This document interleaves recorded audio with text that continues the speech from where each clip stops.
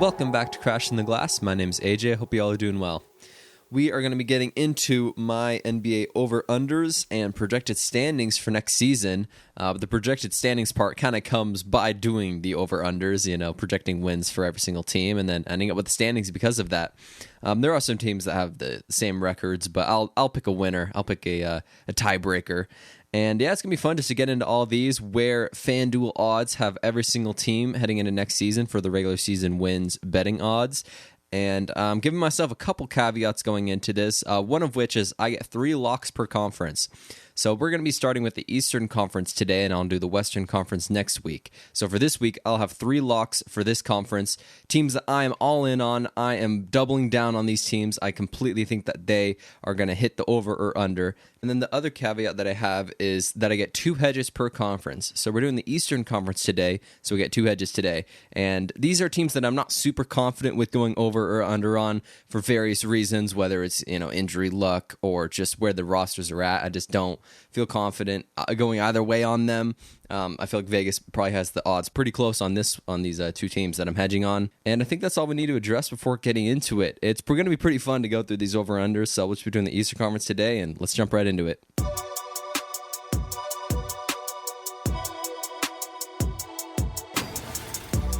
We are going to be starting with the lowest projected win totals in the East next season and then working our way up to the top.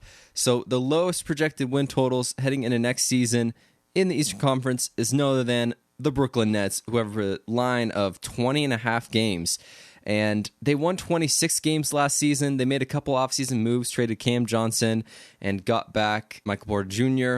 D'Angelo Russell's no longer on the team. And I don't know. I just don't think that they got 6 games worse. I'm taking the over on this one. I think they're probably going to win 21 games next season. That's my projection. And all of this I kind of just did to make the numbers match to some extent. So there aren't too many tiebreakers just because I wanted to have a clear standings at the end of it. And then also I was looking at the Eastern Conference versus Western Conference wins, and I found it really interesting. I found this thing on Basketball Reference. So I kind of made the numbers match so it was easier on my end to make the win totals actually add up. And not that it really matters that they add up, but I want it to be right, So it was funny because last season the East won 592 games and then lost 638 games compared to the West. And the year before that, it was 580 to 650. So I kind of think that because of this season that we're heading into, the East is not going to be very good. And I think it's probably going to be around that line that we had 2 seasons ago, where it was 580, 650. And it was also round numbers, so it made it add up. So I'm probably not going to be 100% accurate. I mean, obviously, I'm not going to be accurate on any of this, but I just thought that it would be fun just to really get into the nitty-gritty and give win totals for every single team, because by going the over-unders, you kind of end up with the win totals as well. All of that's to say, I'm taking the over on the Nets. I think this team is better than the 20.5 wins they're projected to win. I just think that they have enough on their team to where I think that they could at least win 21 games. I mean, I don't see them winning any less than that just because of the talent they have in their roster. They did pick up a lot of different guys in the draft, none of which I'm super excited about. But it's a little bit in the air with the Cam Thomas situation, because if he's back on the roster, it's a much different situation than if he's not on the roster. I'm kind of assuming that he's going to be back on the team, and I'm also assuming that everyone's kind of going to be healthy. I can't really take into consideration health concerns, but we'll get to that later with a team like the 76ers, where you kind of have to consider it. But all of that's just conjecture at this point, because this team is still pretty good on paper. I mean, good for the bottom feeders is what I mean, because they still have Nick Claxton, they still have Cam Thomas, they still have Michael Porter Jr. they just traded for, Haywood Highsmith. They're going to win games. I mean, they're not going to be terrible. They're not near the bottom of the East, in my opinion, because the next team I have here is the Washington Wizards, who have a line of 21.5 games. I'm taking the under on that one. I do not think that Washington is going to be nearly as good as the Nets next season. I have them winning about 18 games, so I would take the Nets at least 3 games over the Wizards next season, just because they have so many young guys, and I just don't think that it's there, They traded for CJ McCollum, traded Jordan Poole to the Pelicans. They traded for Cam Whitmore. They got Bub Carrington, Chris Middleton, Koulibaly, Sarr. It's not there, and I think that, Chris Middleton's on the decline, and McCollum is on the decline. Cam Whitmore could definitely give them some some good minutes. It's all going to depend on the rookies, I think, for Washington, or the younger guys, like even an Alex Sarr in his second year. It's going to be a lot of Bub Carrington, Trey Johnson, Sarr. These guys are going to really need to play well in order to get over that win margin, I think, and I just don't see them being that good because they have no incentive to be good, and I don't blame them for it. I think that they should lose as many games as possible, so I'm taking the under on the Wizards. And the next team I got is the Charlotte Hornets, who have a line of 27.5. I'm taking the under. It feels a little scary, no doubt. It feels a little scary to take the under on the Hornets because they do have a star in LaMelo Ball, and they do have an all-right team. It's okay. They got Brandon Miller. They have Colin Sexton. They picked up Colin Knippel in the draft. Miles Bridges is still there. Miles Plumlee is a serviceable center. They've got a couple backups as well. It's just, like I said, with the injury concerns, it's real for this team. If LaMelo Ball plays, they are probably going to hit the over. If he misses an extended amount of time, they're going to hit the under. There's no way that they hit the over if LaMelo Ball is not healthy because this roster is just built around him, and if he doesn't play, they're not very good. So with that in mind, I just don't think that LaMelo Ball is going to play that many games next season because he hasn't proven that he's going to play that many games next season throughout his whole entire career. He's just kind of proven himself to not be a reliable member to play 82 games or even anywhere close to that. You look at his career, he played 51 games his rookie season, then 75, then 36, 22, 47. I mean, that's terrible numbers, man. I'm not buying into it. I think that he's probably going to miss, at least some of the season, and where that leads us is me taking the under on the Hornets. So it's kind of sad because I want to take the over. I want to believe in this Hornets team, but it's all determined by LaMelo Ball's health, and I don't think that he's going to be extremely healthy. It's one of those situations where I have to see it to believe it, and if he proves himself to be able to play an entire season, then I'm buying in next season. But for this season, I am taking the under. The next team I've got is the Chicago Bulls, who have a line of 31.5, and looking at the standings from last season, they won 39 games, and did they get a whole lot worse? This one's a little confusing to me why the line is so low because they won 39 games last season. The line is 31.5. It seems like a no-brainer to take the over, in my opinion. I know they lost Levine. I think this team's going to be all right. They're still going to be okay. I'm taking the over on this one. I think they're probably going to win around 33 games next season. Did I say for the Wizards I had 18 games, Hornets I had 25 games, and then Bulls, I'm taking around 33, 34 games, I would assume. They're still not going to be as good, I think, as they were the previous season because they did have a star in Levine. I'm saying star as in he's been a previous All-Star, not that he's a current star, but Levine's a baller, no doubt. That dude can put the ball in the basket and win you some regular season games.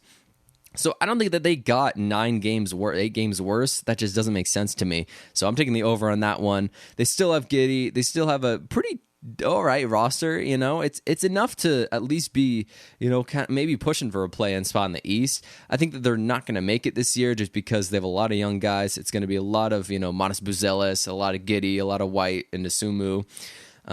It's all just kind of dependent on whether these young guys can all kind of take a jump and a leap together, which is, a little bit far-fetched for a team that's trying to rebuild. And I'm not really seeing a competitive path for them to make the play-in. But I think the line is still too low for what they did last season. I don't think that they're going to be near 39 wins again. But I'm also taking the over on 31.5. That's kind of crazy. So next team we got here is the Toronto Raptors, who have a line of 37.5 games. And last season, they won 30 games, had a bunch of injury concerns. They traded for Brandon Ingram. I was going to say Brandon Miller, but Brandon Miller is on the Hornets. No, Brandon Ingram. And this one's the hardest one for me in the East, I think. Just where are the Raptors going to be at next season? And I ended up, taking the under. But there is a caveat here. This is one of my hedges because I'm just so confused on this roster. I don't know if they're going to be good. They could be like a top 6 seed. They could be the 6th seed, and I would not be that surprised. But they could also be like the 12th seed and be like, yeah, that kind of makes sense. Because they have a lot of talent on the roster. Quickly barely even played last season. They traded for Brandon Ingram. They still got Scotty Barnes and RJ Barrett, who are studs. They have not a great bench, but the starting 5 is okay with Pirtle as well. Like, that's an okay starting five in the East. Like, that's going to be all right. But it doesn't really work together. I think it's another one of those situations where I've got to see it to believe it. But I ended up just going the under on this one. I think it'll probably go slightly under. I'm saying like 36 wins. But it is a hedge for me. I'm not confident in this pick whatsoever. The Toronto Raptors is a bit of an enigma to me. I don't know where they're going to be next season. But if I had to pick, I'm going under. The next team we've got here is the Indiana Pacers, who have a line of 37.5. This was one of the easiest decisions for me. I'm taking the over. I know Halliburton's injured. I know they lost Miles Turner. I've said it before, and I'll say it again. I'm believing in this roster for this upcoming season. I think they're going to be all right. I think Nembhard is going to take a jump. I'm projecting MIP conversations for him, most improved player. I'm projecting, Pascal Siakam to still be that guy. And Mathurin's going to slot in that starting lineup, I think, really well. I think that's probably the way they're going to go with it, is Nembhard, Mathurin, Nesmith, Pascal Siakam. Center position's a question mark. They don't have any consistent centers, but they do have a couple. I mean, they're probably going to run a lot of small ball with Pascal and Obi Toppin, running the 4 and the 5. And center, they've got Isaiah Jackson, Tony Bradley, Jarris Walker, Jay Huff, like serviceable centers. They're all kind of backups, in my opinion, but maybe you could stagger the minutes. I think Rick Carlisle is a good enough coach that he could take this roster to a pretty good place. That line of 37.5 is an easy over for me. I think they're probably going to win around 40 games next season. I might be a little high on them, but I believe in them, man. They made it to the finals, and I know they lost Halliburton. I know they lost Miles Turner. I don't care. I believe in them. The next team we got here is the Miami Heat. You have a line of 38.5, and the Miami Heat is another one of those interesting teams to me where they have talent, but are they good? Is this team good? I don't know. I have no idea. This is another one of my hedges. So I already used my 2 hedges in the East for the Raptors and now the Miami Heat. I'm hedging this roster 100%. On paper, it looks okay. They got Hero, Norman Powell they traded for, Andrew Wiggins, Bam Adebayo, Khalil Ware. They've got a decent bench. They've got Donovan Mitchell, Davion Mitchell. Sorry about that. They've got Terry Rozier. They've got Jaime Jaquez. I think those backups of Jaime Jaquez and Nikola Jovic, are these two guys going to be able to play competitive basketball? Are they going to be able to contribute to winning in a significant way? Because I think a lot of it kind of relies on them, because the starting 5 is pretty solid. But outside of that, it's I believe in Davion Mitchell. I believe in Svontek Yo. He's been all right. They have Pele Larson too. But this team is interesting to me. I ended up going the under just slightly. So the line's 38.5. I think they're probably going to win around 38 games. I have them going 38 and 44, but it is a hedge for me, man. This one I'm not very confident about. They did pick up Jonas in the draft. It's just going to depend on a lot of different things. We've seen this team play before, but not with Norman Powell, and it's how much different is Norman Powell than Jimmy Butler? Because I think that last season, let's check the standings real quick. Yeah, last season they won 37 games, and the line is at 38.5, so 39 wins. Are they 2 wins better than last season? I don't think so. I don't think so. I think that they are a little bit worse this season than they were last season. Jimmy Butler just gets you a couple games alone. I know the regular season he kind of takes it off, but Norman Powell I don't think replaces that Jimmy Butler caliber, and this team is just in a weird spot, but this is a hedge for me, but I'm taking the under. The next team we got is the Boston Celtics. The line is 42.5, and this is one of the easiest unders for me. I don't think that they're going to be that good, and they have no incentive to be good, so why would they? I feel like this has been such an interesting fall-off for them from, the preseason odds from last season. They had a line of 58.5, and then now they're at 42.5, and I'm taking the under. This is one of my biggest unders because I'm locking it. I'm locking this one in, baby. Boston Celtics under 42.5. I have them winning probably around 37 games. This man fall from grace from 58.5 the previous season, but it is what it is. They traded the whole entire roster, victims of the second apron, and they do still have Jaylen Brown, Derek White, Anthony Simons, but those center positions, that front court is nasty. Sam Hauser, Neemias Queta, Chris Boucher, Luka Garza. What's going on here? Xavier Tillman. It's that's not moving the needle for me. I don't think that Jaylen Brown and Derek White can carry this roster that much. Peyton Pritchard, he's probably going to get a lot more minutes. They have no incentive to be good, and they're still trying to move Simons, and a lot of this is still kind of up in the air because we don't know the definitive rosters going into next season. But at this point, I'm taking the under because I don't believe in this roster. I'm locking it. I don't think that Derek White and Jaylen Brown can actually carry this team to like a playoff spot, which is where 42.5 games in the East would kind of be, around like a 6-7 seed probably.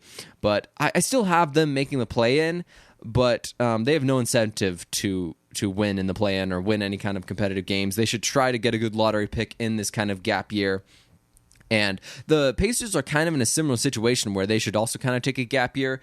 But I just think that, I've said it before, but I'll say it again, I just think the Pacers are going to be better than the Celtics next season. So where I end up, a lock in the under for that one. I mean, they won 61 games last season, but they completely gutted their rosters. So I think that 42.5 is a little bit generous, and I'm taking the under. Next thing we got here is the Philadelphia 76ers, who also have a line of 42.5. This is a tough one for me because it all depends on Embiid and Paul George and whether they can stay healthy. And I don't know. I don't know if they can. Until I can see it, same with the LaMelo Ball conversation. Until I see it, I'm not going to believe it because Joel Embiid he barely plays basketball anymore is what it feels like. I feel like I haven't seen him on the court in a while, and when I did see him, he was just hobbling around, so I don't want that from him. I want Joel Embiid to play a whole season and be healthy. I've said it before, but I want to believe in this roster because on paper, it's really good. A lot of it kind of determines based on Quentin Grimes and whether he resigns, whether he doesn't. They drafted VJ Edgecombe, who's going to be good. I mean, I'm a believer in VJ Edgecombe totally. But with Maxey, with Grimes, with Edgecombe, it's like you got to believe in the Paul Jordan and Embiid thing, and I just can't get there. They picked up Trenton Wofford, who I think is a really good pickup. But with the line of 42.5, it's hard to pick the over for me. I'm going under. I think they're probably going to around 37 games. I think it's going to be not a disappointing season, but is it a disappointment if you kind of expect it to happen at this point? I mean, a lot of it's going to be just determined by Paul George and Embiid and if they can stay healthy. Because I think that Maxey and Grimes and Edgecombe and McCain, I think these guys can carry this team to at least a play-in roster without Embiid. But this should have maybe been one of my hedges because I'm really on the fence about the 76ers. But I ended up not hedging them because I'm pretty confident about the under, just with Embiid not playing that many games. This is not to say that they're not going to be like good in the playoffs next season, because I could definitely see the 76ers being one of those teams that ends up making an 8th, 9th seed and then goes on a run in the playoffs if Embiid and Paul George are healthy and it all ends up clicking. But I don't know. It's one of those I got to see it to believe it again circumstances. And even if Embiid doesn't play, I still think they could be a play-in roster. But with the line that's currently set at 42.5, I'm taking the under. The next team we've got is the Milwaukee Bucks, who are the 6th highest odds in the East and now are to the projected playoff teams. And the Milwaukee Bucks is another interesting one. The line's at 42.5, and I'm taking the over just slightly. I've got them winning 43 games this season. The 76ers had 37 wins. I don't know if I said that, but yeah, Milwaukee Bucks, I'm taking 43 wins, and they won 48 last season. They lost Dame, gained Miles Turner, and this one's an interesting one to me because a lot of it just is depending on Giannis, and I think that they could do it. I really do. I think that they could be a playoff team in the East next season because I think that Giannis is enough right now because he's the best player in the conference by kind of a wide margin, in my opinion, and I think that he has enough weapons around him to carry them to a playoff team. And the line of 42.5, I'm taking the over. It's kind of interesting to me. The Bucks, the 76ers, and the Celtics all have the same line of 42.5, and I feel like the Bucks are just in a different category than those other two teams, in my opinion.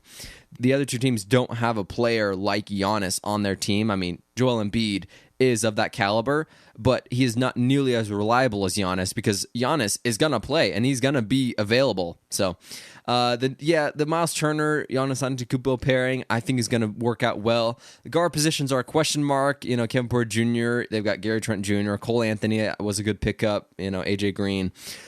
They won, like I said, they won 48 games last season, and they're thinking that the Bucks got, 6 games worse? 7 games worse? I don't think so. I'm not buying into that. I think I'm taking the over just slightly. A lot of it's going to depend on Giannis carrying this roster. But this was also one I was considering for a hedge. But I feel confident enough taking the over on the Bucks in this East this year. Giannis, if he could play the whole season, I'm taking the over. If he doesn't, I'm taking the under. So that's where I ended up with this team. I thought it was interesting that the Bucks last season had a line of 49.5, which I was like, whoa, that was kind of high. But the Dame Giannis thing was, not pushing the ground yet. So it's kind of sad that it ended the way that it did. But we end up with the line of 42.5. I'm taking the over. Next team we got here is the Detroit Pistons, who have a line of 45.5. And there's always that one team that exceeds expectations. And I think last year, the Pistons were kind of that team. They had a line of 25.5 last season. 25.5, and they ended up winning 44 games. So that's a huge discrepancy. And now it's the year after the year, so to speak, where they have already proven that they're a competitive team. And after winning 44 games, the line's a little bit higher at 45.5. And my concern with this team is that they didn't get better.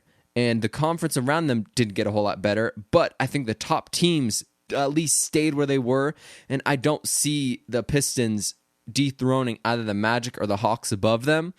And so for that reason, I'm taking the under. And it just felt weird to me taking the under on the Pistons.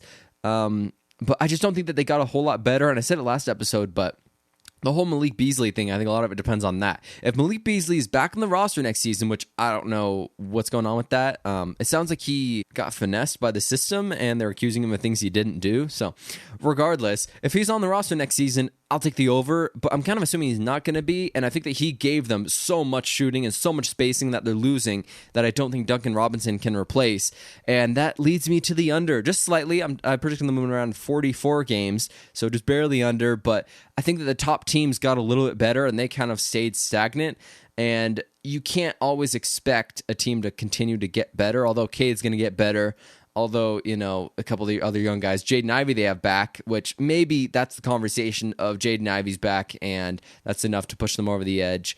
This could be one that I'm wrong about. I'm going to look at these standings at the end of the season. I'm not going to forget. I'm going to hold myself accountable. End of the season, I'm going to reference all these, and I'm just trying to bat like 40%. I'm trying to shoot like 40%, which would be all right. I would be happy with that. So this might be a team I'm wrong about, but I'm taking the under. They do have a lot of talent between Cunningham and Asar and Tobias Harris, Jalen Duren, Jaden Ivey. They're a decent bench, but I think that Malik Beasley gave them a ton of spacing that they're losing. I don't think that Jaden Ivey replaces that. I don't think Duncan Robinson replaces that. I don't think anything replaces it. They did pick up Karis LeVert. Going to see how much he can bring, but I don't think Karis LeVert's going to do a whole lot for this team. And the internal development's not enough for me to take the over for the Pistons. So the next thing we got here is the Atlanta Hawks, who have a line of 46.5. This is one of my big swings. I'm locking the over big time. I'm locking the over for the Hawks. I have them winning around like 49 games, I think. They could be pushing that 50 win mark. 46.5 feels a little disrespectful to me. They won 40 games last season. Did they get, in my opinion, 9 games better? I think so. I think they did. I think Porzingis gives them a different look. It's the injury conversation. Can he play? Can he not play? But we have to consider, Jalen Johnson didn't play a whole bunch of last season. He missed a huge chunk of the season. So Jalen Johnson back, right? They traded for Porzingis. They got Nickeil Alexander-Walker in free agency. They still have Okongwu. They still have another year of Reece Shea, who's going to get better. And I'm buying in. I like this roster. I'm taking the over big time. And this could be one of my big swings and misses. Or it could hit. That's always the fun part. So my second lock, going to the Hawks. I've already talked a lot about the Hawks, but I like this roster, man. I really do. I just think on paper it's great.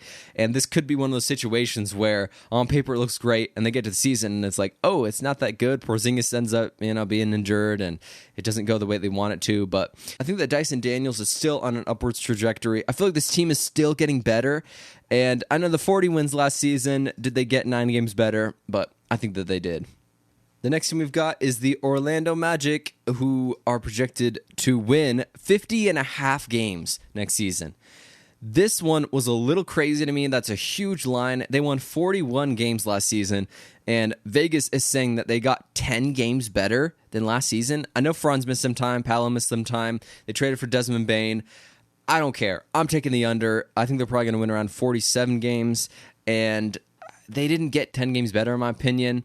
They did get significantly better, definitely, but I still have them a little bit below the Hawks in my mind. I think that the Hawks made more moves. Desmond Bane doesn't fix all of their offensive problems, and I don't think that they're quite there yet. Maybe a year away. I mean, Jalen Suggs missed time too.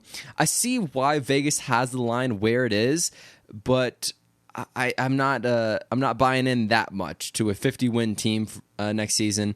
I could be totally wrong, and this could be the breakout year for the Magic. They're a 1 seed. They storm the East and claim the throne, and they got to be dethroned in the playoffs. But I don't know. I don't see it. I think they're still maybe not quite there yet. I'm taking the under just slightly. They got Suggs, Bane, Franz Wagner, Paulo Banchero, Wendell Carter Jr. The bench is pretty good. They drafted Jace Richardson. They still got Tristan Da Silva, Jonathan Isaac, Anthony Black. A lot of it's going to depend on the younger guys like Jet Howard, Anthony Black. I said it last episode, but are they going to get better? Can they continue to improve? I don't think that they're going to be as good as the 50.5 wins that they are projected by FanDuel. So where this ends up is I'm taking the under just slightly. The next team we've got is the New York Knicks, who have a line of 53.5. And I'm taking the over. I think that New York is one of the best teams in the conference, pushing for that 1 seed with the Cavs. And they just have another year, because I think people forget that Karl-Anthony Towns, that was his first year last year with the New York Knicks. And I think that we're going to see the Knicks just have another year under their belt. They got Yabusele. They have a much, much better bench this season. They got Jordan Clarkson, Yabusele, and I think that this team is going to be good. I mean, there's no doubt that they could be pushing for the 1 seed. I've been winning 54 games next season, and another year with Cat and Brunson and a new coach. I'm buying in. I'm taking the over.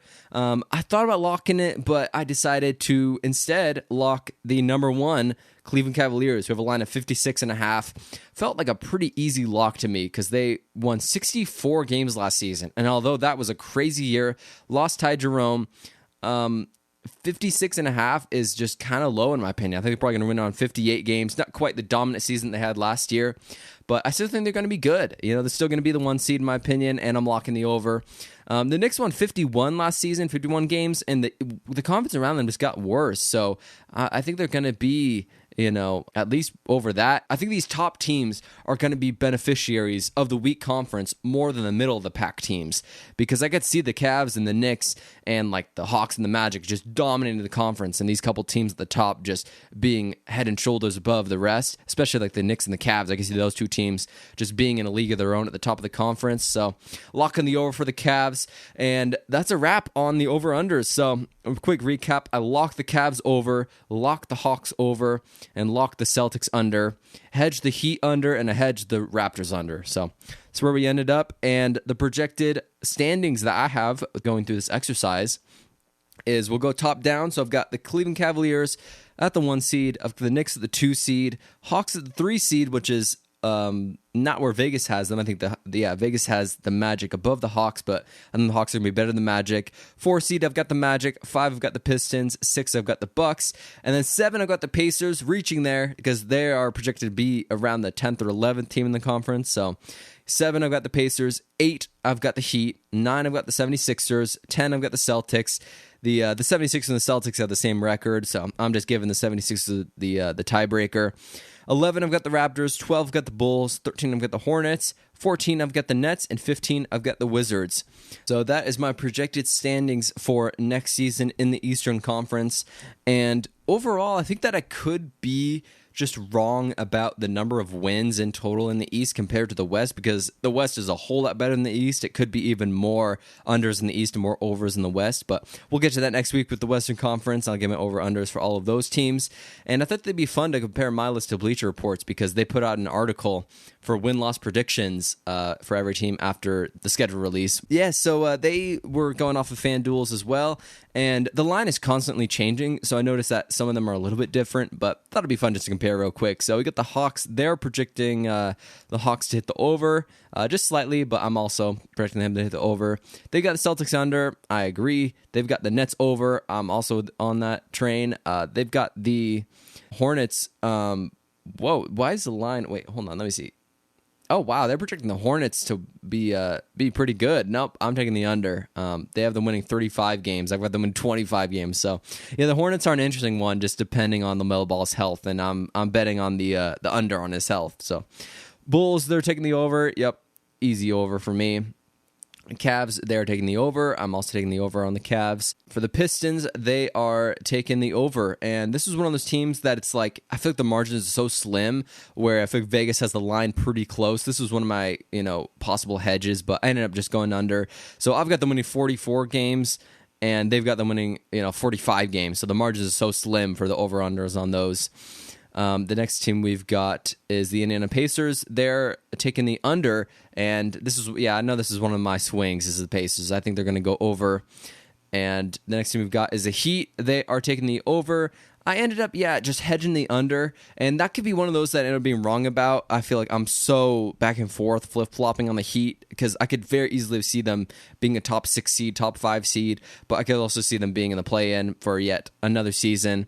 They got the Bucks over, I've got the Bucks over, so I'm surprised how similar I am to Bleacher Report. Oh, Knicks under? No, I'm taking the Knicks over, big time, baby. Let's go New York.